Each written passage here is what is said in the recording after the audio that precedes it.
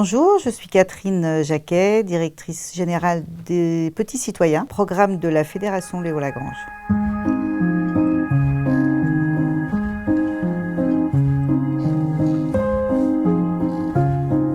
Les Petits Citoyens, ce sont 5 personnages de bande dessinée qui représentent 5 tranches d'âge de 7 à 11 ans. C'est un programme éducatif en fait qui accompagne et éveille les enfants à tous les sujets de citoyenneté. On produit des contenus pédagogiques, ludiques, de médiation et de sensibilisation à plein de sujets. Donc on accompagne les enfants à comprendre le harcèlement, ce qu'est le harcèlement, les discriminations, la laïcité, l'égalité filles-garçons. On essaye d'éveiller leur conscience en fait à différents sujets de société afin qu'ils puissent s'interroger. Par le débat et par certaines pédagogies qu'on utilise, ils vont ainsi pouvoir effectivement mieux comprendre les situations de vie et donc pouvoir réagir, agir et se forger leur propre opinion. Alors la politique, en fait, on a toujours entendu dire la politique c'est pour les grands, donc ça ne te concerne pas, ou t'as pas l'âge. C'est faux parce que la politique, en fait, c'est à tout âge, parce que la politique, c'est ce qui nous entoure dans la vie de tous les jours. La politique, c'est vivre ensemble, c'est ce qui nous permet d'accompagner notre quotidien, le fonctionnement de notre quotidien. Et les enfants, les premiers, sont concernés puisque ça va toucher à leur quotidien, à l'école, le programme scolaire, les vacances, les menus de la cantine. Enfin, il y a plein de sujets dont ils pourraient s'emparer et dont aujourd'hui on les invite à s'emparer justement parce que la politique, c'est pas que pour les grands, c'est pas vrai. La politique, ça s'adresse à tout le monde. L'objectif, c'est que l'enfant puisse se construire. Petits Citoyens, on travaille actuellement sur le sujet des toilettes à l'école, qui nous anime beaucoup parce que ça reste un vrai problème de santé sociale, un sujet tabou. Et pourtant, on propose et on demande aux enfants une certaine excellence de réussite, mais on ne leur propose pas forcément des lieux de vie propices. Dans ces lieux, il y a des problèmes d'hygiène, il y a des problèmes de violence. Ça entraîne des problématiques psychologiques, physiologiques, jusqu'à des enfants qui ont des phobies scolaires, jusqu'à des enfants qui ont des problèmes de santé.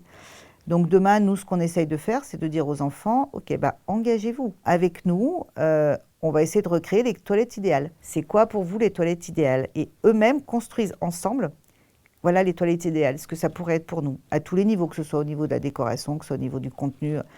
Et donc, à partir de là, une fois qu'ils ont fait leur propre toilette, une fois qu'on les responsabilise en leur disant, c'est vous qui allez être responsable de ce lieu, jusqu'à cet engagement-là, les toilettes, en général, seront un vrai lieu de bien-être et de sécurité, puisque les enfants eux-mêmes se seront engagés et donc du coup respecteront d'autant mieux les lieux dans lesquels ils sont impliqués.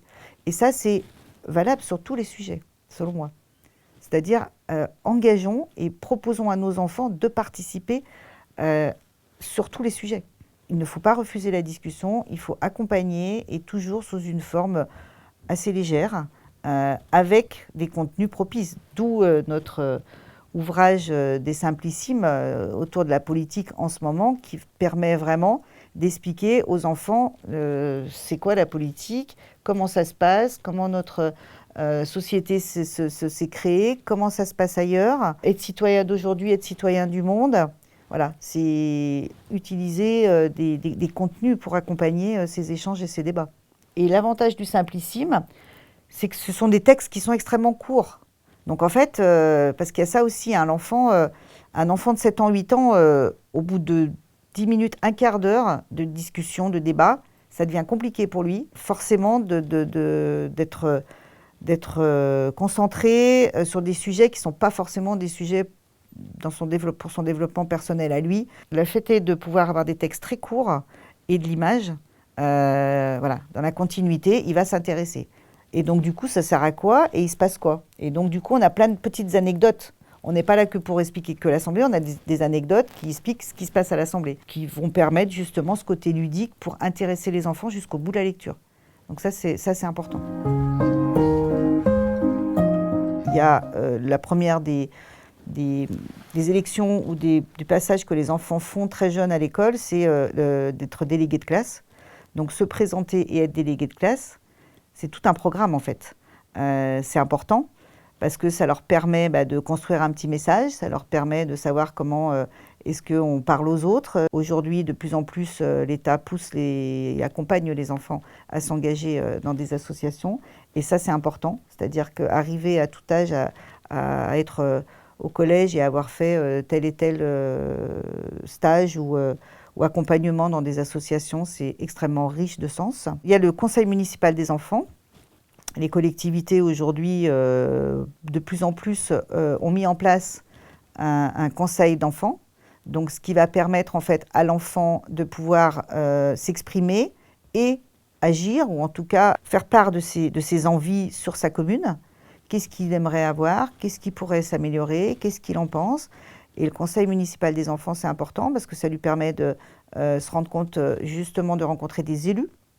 Donc se rendre compte aussi comment fonctionnent des élus, ça leur permet de connaître, de découvrir un peu mieux la population, parce que on va les envoyer faire des petites enquêtes de terrain. Qu'est-ce qu'une collectivité? Quels sont les gens qui y travaillent? Comment ça se passe? Tout ça, c'est riche de sens. Alors tous les enfants ne font pas partie d'un conseil d'enfants, ne sont pas délégués de classe, mais les enfants au quotidien peuvent aussi s'engager tous les jours à l'école ou dans leur quotidien. Il y a aujourd'hui des problèmes de harcèlement important, harcèlement scolaire.